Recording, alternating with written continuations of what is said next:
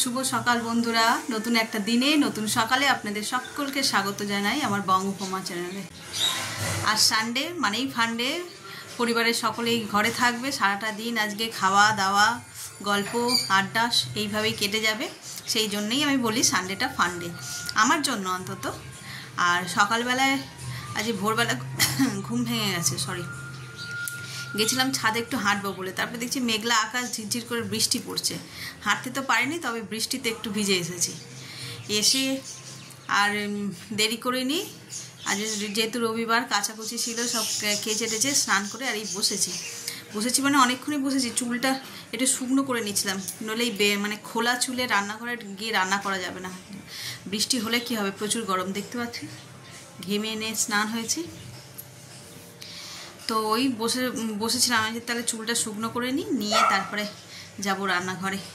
আজ কি রান্না হবে আমি নিজেও জানি না, তার কারণ আমি বাজারে বেসিক জিনিস কটা লিখেছি, আর আমি যা খাবে যা ভালো বুঝবে নিয়ে আসবে। তো চলো দেখি কি নিয়ে আসে বাজার থেকে, আর সারাটা দিন কী করি, রান্না করি, মানে কী রান্না করি আর কি, সেটা তোমাদের সঙ্গে শেয়ার করব। আর আজকের দিনটাকে তাহলে এখান থেকে দারুণভাবে শুরু করছি।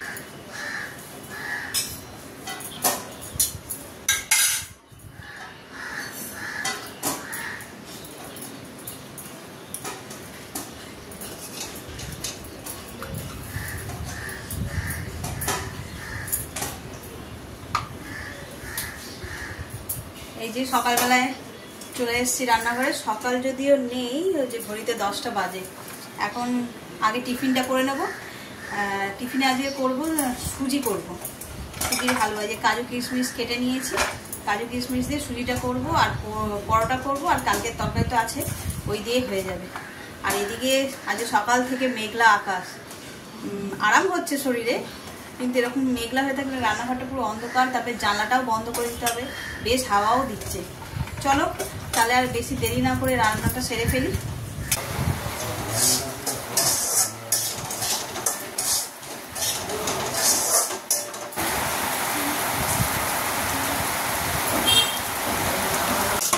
এই যে সুজিটা আমার হয়েই এসছে, এটা তো ঘি দিয়ে ভেজেছি, আর ঘি আর উপরে দেবো না, আর একটু পাতলা থাকুক, জমে যাবে। এটা ঢেকে গ্যাসটা বন্ধ করে দিই।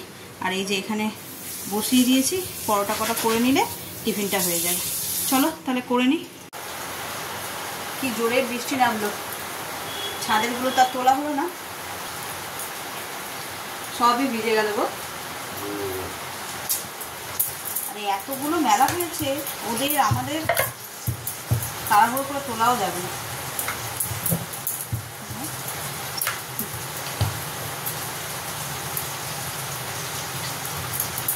গাছগুলো একটু প্রাণ পাবে থাকবে, তোমারও একটা ডিউটি কমবে, তাই না? গাছে জল দিতে পারবে, একটা আনন্দ। ইলিশ মাছ অতক্ষণ ধরে জলের মধ্যে আগে ছাড়িয়ে দিয়ে আঁশ ছাড়িয়ে নাও, নিয়ে তারপরে জলে দেবো। অতক্ষণ জলে চুপি রাখলে হবে? আমার বাবা ছিল ইলিশ মাছ প্রথম কথা তো ভেজে রান্না করবেই না, কাঁচাই রান্না করবে। আর তারপরে ইলিশ মাছ বেশি কচলে ধোবেও না, একবার মাছটা পুরো পরিষ্কার করে নিলে, আর যদি গোটা নিয়ে আসে তো আগে গোটাটা ধুয়ে নেবে, নিয়ে তারপরে কাটবে। আমি ওই জন্য ইলিশ মাছ খেতামও না বিয়ের আগে। এসে এই বাড়িতে এসে হাত দিয়ে পড়ে যাচ্ছে, কে আসবে। এই যে তখন দেখালাম ব্রেকফাস্ট করছি, ব্রেকফাস্ট করে সবাইকে দেওয়া হয়ে গেছে, সকলের খাওয়াও হয়ে গেছে, এমনকি আমিও খেয়ে নিয়েছি। এবার রান্না বসিয়েছি, রান্না অনেকটা এগিয়েও ফেলেছি। ভাতের জল এখানে বসিয়ে দিয়েছি, আর এখানে হবে আজকে উচ্ছের চচ্চড়ি। এই যে উচ্ছেটা ভেজে নিয়ে দিয়ে বড়ি দিয়ে বেগুন টেগুন দিয়ে করব। আর এখানে আছে চিকেনটা ওই ছেলে ঝোল খেতে চাইছে না বলে বললাম চিলি চিকেন করে দিই একটু, ওই দিয়েই খেয়ে নেবে ও। আর আজকে হবে ইলিশ মাছ নিয়ে এসছে। এখন সবাই কে কীরকম খাবে না খাবে জিজ্ঞাসা করতে করতে এখন সিদ্ধান্ত হলো যে দই ইলিশ হবে। তো চলো দই ইলিশ কীভাবে করি সেটা তোমাদের সঙ্গে শেয়ার করব। আর ইচ্ছা আছে, বললাম লাউ শাক এনেছে দেখলাম, তো লাউ শাকের পাতাগুলো এত কষি, আমি তাহলে 2-3টে মাছ একটুখানি এই পাতুরি মতন করব। যদি করি তাহলে সেটাও তোমাদের সঙ্গে শেয়ার করব। তাহলে চলো রান্নাটা সেরে ফেলি। এই বর্ষার প্রথম ইলিশ, কে জানে কেমন স্বাদ হবে। ধোয়ার সময় তো বুঝলাম মাছটা বেশ টাটকা ফ্রেশ আছে, খেতে কেমন হবে। স্বাদ ভালো হলে যাই রান্না করে দাও, ভেজে দিলেও ভালো লাগবে আর ঝাল করলেও ভালো লাগবে। চলো তাহলে মাছটাকে রান্না করে ফেলি। আর এদিকে কড়াতে তেলও বসিয়ে দিয়েছি, মাছটা অনেকক্ষণ নুন হলুদ মাখানো রয়েছে, এবার ভেজে নিই।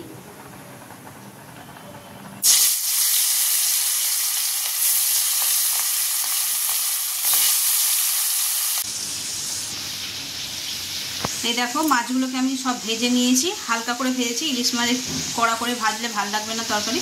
আর এই দেখো মাছটা এতটাই ফ্রেশ, কত তেল বেরিয়েছে। আর এই কড়াতে আবার ওই তেলটা কাটিয়ে রেখেছি, দিয়ে তেল পোটাটা ভাজছি। এই মাছ ভাজার তেলটা দিয়েই আমি মাছটা রান্না করব। মধ্যে দিয়ে দেবো কালো জিরে ফোড়ন, টমেটো আর কাঁচা লঙ্কা বাটা। মশলাটাকে ভালো করে কষিয়ে নেব। দেখো মশলাটা খুব ভালোভাবে কষানো হয়ে গেছে। এবার এতে দিয়ে দেবো নুন আর হলুদ।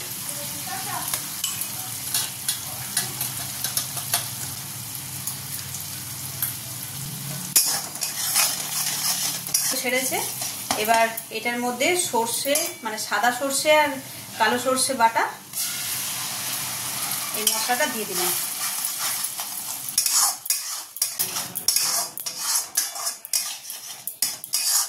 এবার এতে দিয়ে দেবো জল। ঝোলটা দেখো ফুটে গেছে। এবার এর মধ্যে মাছগুলো আস্তে আস্তে দিয়ে দেবো।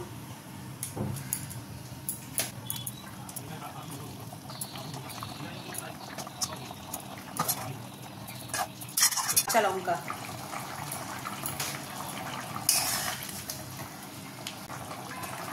মাছটা ভালো করে সিদ্ধও হয়ে গেছে। এবার এর মধ্যে দিয়ে দেবো টক দই।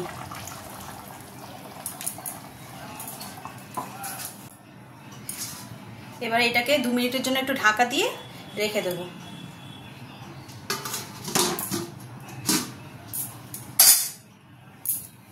দেখো 2 মিনিট হয়ে গেছে আর আমার দই ইলিশটা একেবারে রেডি।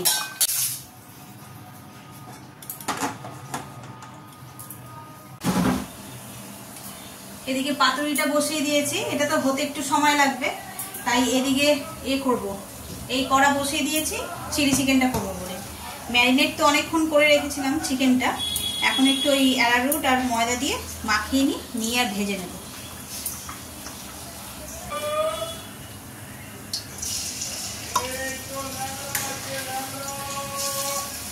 তেলটা গরম হয়ে গেছে, এবার চিকেনগুলো দিয়ে দিই।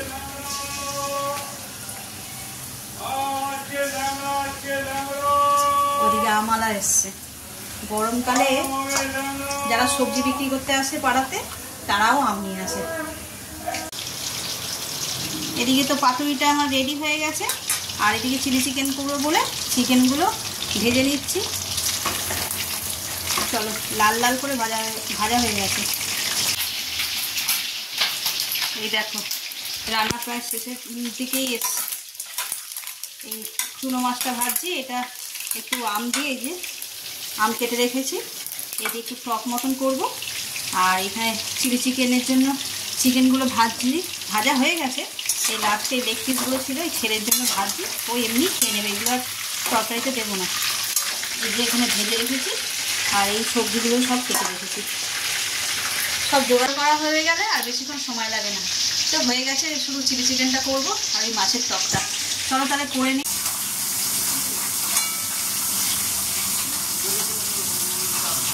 রবিবার দিনকার একটু টক তেতো এইসব না হলে খাওয়া হয় না, কিংবা চচ্চড়ি।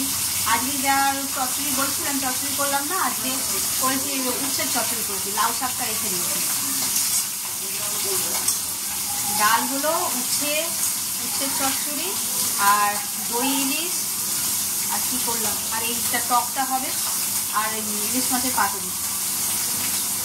একা আমি করেছি যদিও রান্না, ঠিক কথা, তবে জোগাড়ে ছিল আমার বর, বলে একা হাতে এত রান্না করা সম্ভব না।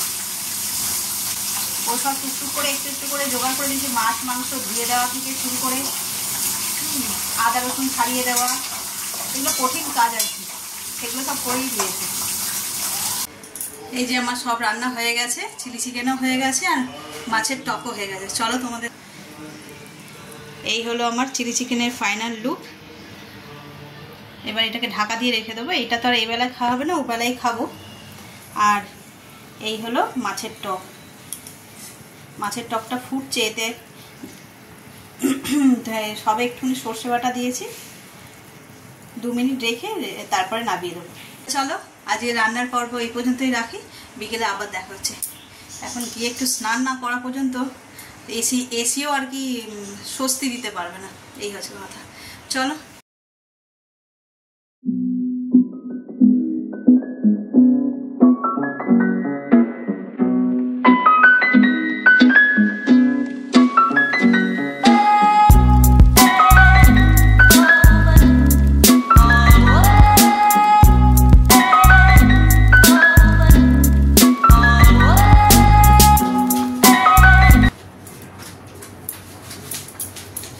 এই যে সন্ধ্যেবেলায় কোনো কাজ নেই, চা ঠাকুরদের দিয়ে দিয়েছি, ওরা খাচ্ছে। আর এই যে বসে নখ পরিষ্কার করছি। হালকা উষুম গরম জল নিয়েছি আর একটু লেবু পাতি লেবু নিয়েছি। এত ভালো পরিষ্কার হয়। নেল রিমুভার আছে, ওটা দিয়ে নেল পলিশটা পরিষ্কার হয়, কিন্তু এই যে আমি তো রান্না বান্না তারপর সবজি কাটা এগুলো করি, তো এইগুলোর মধ্যে একদম ঢুকে যায়, কালো দাগ হয়ে যায়, নখগুলোতেও হয়ে যায়। দেখো সাদা ধবধবে হয়ে গেছে। আগে দেখালে ভালো হতো কেমন ছিল। আজ যেহেতু অনেক রান্না বান্না হয়েছে, পুরো হলদে দাগ হয়ে গেছে নখের মধ্যে। প্রথমে রিমুভার দিয়ে নেল পলিশগুলোকে তুললাম, তুলে আর এই হালকা উষুম গরম জল নিয়েছি, এর মধ্যে এবার খুব সুন্দর পরিষ্কার হয়। দেখো একদম সাদা ধবধবে, কোনো দাগ নেই। সবজি কাটলে এই নখগুলোর এই ধারে ধারে পুরো কালো কালো দাগ হয়ে যায়, সবজির রস লেগে লেগে, সেগুলো পুরো একদম পরিষ্কার হয়ে গেছে। বুঝতে পারছো? কোনো দাগ নেই। তারপরে তো এই জায়গাগুলো হয়ে যায়, এইগুলোরও দাগ উঠে যায়। সবজি কাটলে এই জায়গাগুলো দাগ হয় না, সেই দাগগুলো উঠে যায়।